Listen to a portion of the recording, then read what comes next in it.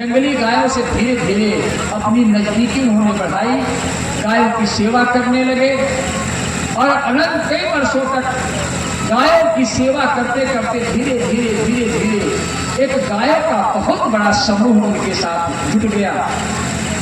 और गाय की सेवा करने से, जैसा कि धर्मशास्त्र कहते हैं सज्जनों, गाय का जो सेवा करता है, गो पालन करता है, वह आदमी बहुत दिनों तक दरिद्र नहीं रहता है।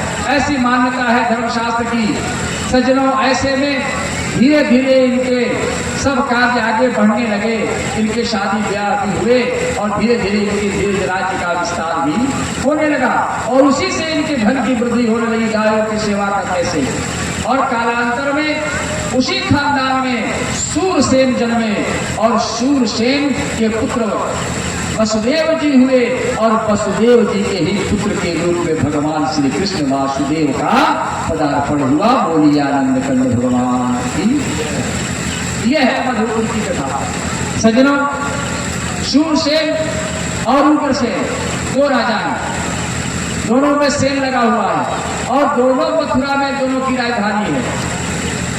सूरसेन की भी राजधानी मथुरा में ही है, राज्य का क्षेत्र अलग है, और उग्रसेन की भी राजधानी वही है।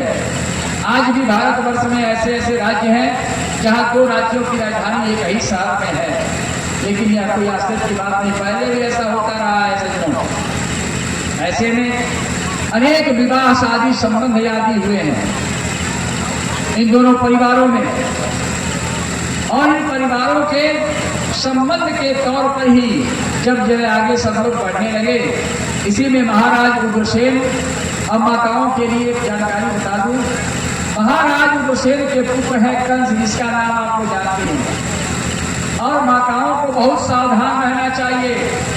जब कहते हैं, हमारे धर्मशास्त्र बताते हैं कि जब माताओं के अशुद्धि के समय आते हैं तो उसमें 5 दिन बिल्कुल जो है छुप के रहना चाहिए। ऐसे में अगर संतान प्राप्ति का योग अगर बनता है तो किसी कुपात्र आदमी का दर्शन नहीं होना चाहिए। कुपात्र के दर्शन करने से भी गर्भस्थ शिशु जो है कुपात्र हो जाता है, ऐसा कहते हैं। इस पुराण में तो नहीं, अन्य पुराणों में ऐसा आता है कि जो उग्रसेन का पहला बेटा है कंस, वह द्रुमिल नाम का पहले एक राक्षस हुआ करता था और संयोग से उसी का जन्म जो है कंस के रूप में हुआ, ऐसा कहा जाता है। सज्जनों, कंस का जब जन्म हुआ, सारे ज्योतिषी पंडित जी लोगों को बुलाया गया और कंस ने पूछा जब उसके संबंध में, तो सब लोगों ने बताया कि महाराज ये बड़ा दुष्ट होगा, राजद्रोही होगा। तो कहा कि क्या किया जाए, आखिर इसको त्याग देने में भलाई है। दो ऐसी कथाएं आती हैं भागवत में, पहले कंस और दूसरा कर्ण, जो माता कुंती का पुत्र था, लेकिन वह जो है लता पत्रों में बहा दिया था लोक लज्जा के कारण। वह एक सूत पुत्र के रूप से जो है लोग उसको संबोधित करते थे। और इधर कंस भी, इसके पिताजी मारे डर के कि बड़ा राजद्रोही होगा, लता पत्रों में बक्से में बंद करके छोड़ दिया जल में, नदी में बहता चला जा रहा था। सुबह का समय हुआ और सुबह जो है महाराज सूरसेन, जो जदू से संबंध रखते हैं, जदुकुल के अब राजा हैं, वो स्नान करने के लिए नदी में आए हैं, यमुना जी में। जब बच्चे की आवाज सुनी, सिपाहियों से कहा कि देखो भाई कौन है ये। पकड़ा गया, देखा गया उसमें एक नवजात शिशु है।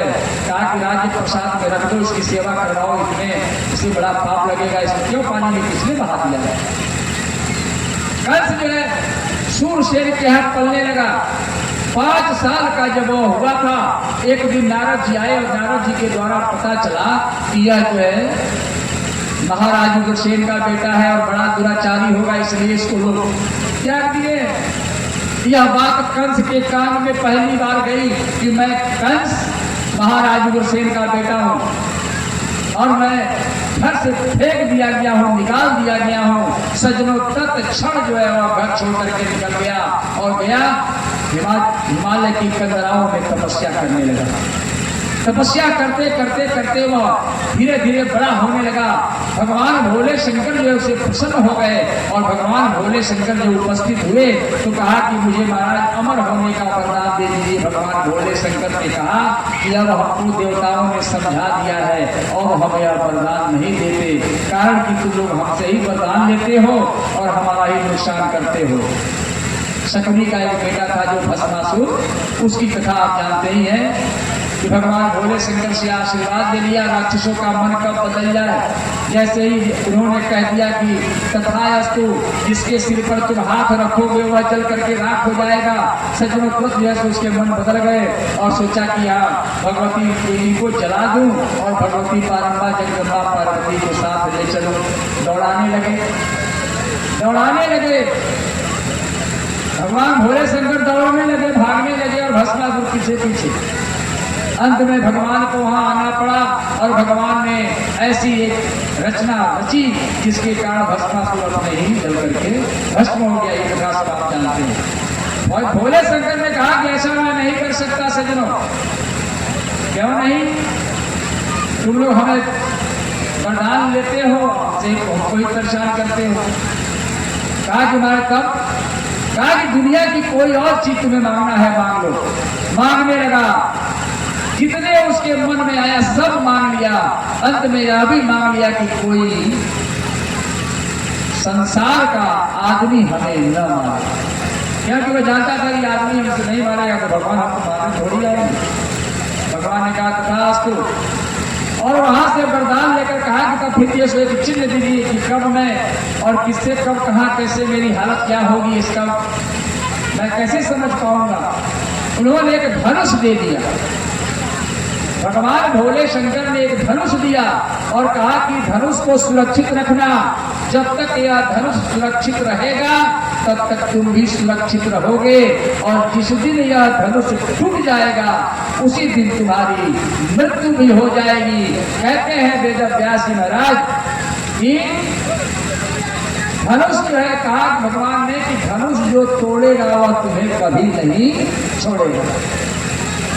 ऐसा जो है वरदान दे करके भगवान भोले शंकर चले गए और जब कंस जो है वहां से चला, इतना बलशाली था कि सारे राज्यों में जहां जहां गया सबको पराजित करता हुआ और वह अपने आप को सब लोगों से विजेता बना करके जिन जिन राज्यों में गया अच्छे अच्छे और बलिष्ठ लोगों को अपने साथ लेकर के आया। आज मथुरा में पहुंचा है और घोषणा कर दिया महाराज उग्रसेन के दरबार में जाकर, आप कब गति से हटेंगे?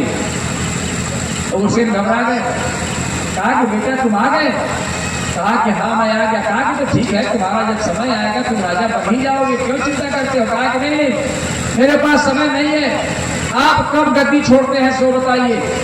कुछ उनके मंत्री और सैनिक लोग खड़े हुए इस आदमी को जवाब देने के लिए।